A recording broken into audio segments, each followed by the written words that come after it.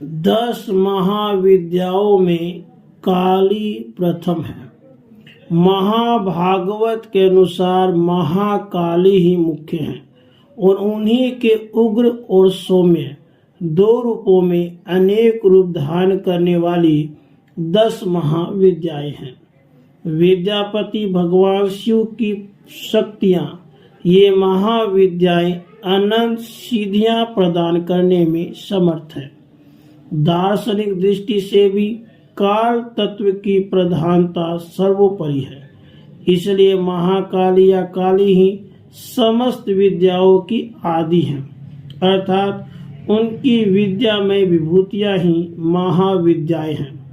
ऐसा लगता है कि महाकाल की प्रियतमा काली ही अपने दक्षिण और वाम रूपों में 10 महाविद्याओं के नाम से विख्यात हुई।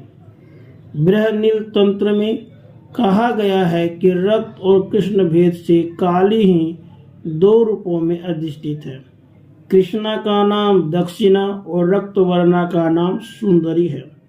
काली का पुराण में कथा आती है, एक बार हिमालय पर अवस्थित मतंग मुनि के आश्रम में जाकर देवताओं ने महामाया की स्तुति की। स्तुति से प्रसन्न होकर मतंग वनिता के रूप में भगवती ने देवताओं को दर्शन दिया और पूछा कि तुम लोग किसकी स्तुति कर रहे हो। उसी समय देवी के शरीर से काले पहाड़ के समान वर्ण वाली एक और दिव्य नारी का प्रकट्य हुआ।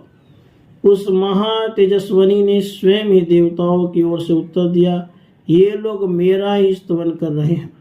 वे काजल के समान कृष्णा थी, इसलिए उनका नाम काली पड़ा। दुर्गा सप्तशती के अनुसार एक बार सुम निशुम्भ के अत्याचार से व्यथित होकर देवताओं ने हिमालय पर जाकर देवी सूक्त से देवी की स्तुति की। तब गौरी के देह से कौशिकी का प्रकट्य हुआ।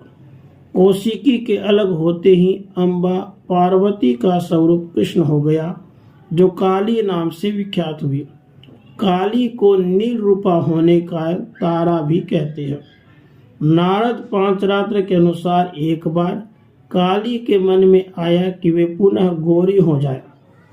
यह सोचकर वे अंतर्धान हो गई। शिव जी ने नारद से उनका पता पूछा। नारद जी ने उनसे सुमेरु के उत्तर में देवी के प्रत्यक्ष उपस्थित होने की बात कही। शिव जी की प्रेरणा से नारद जी वहां गए। उन्होंने देवी से शिव जी के साथ विवाह का प्रस्ताव रखा। प्रस्ताव सुनकर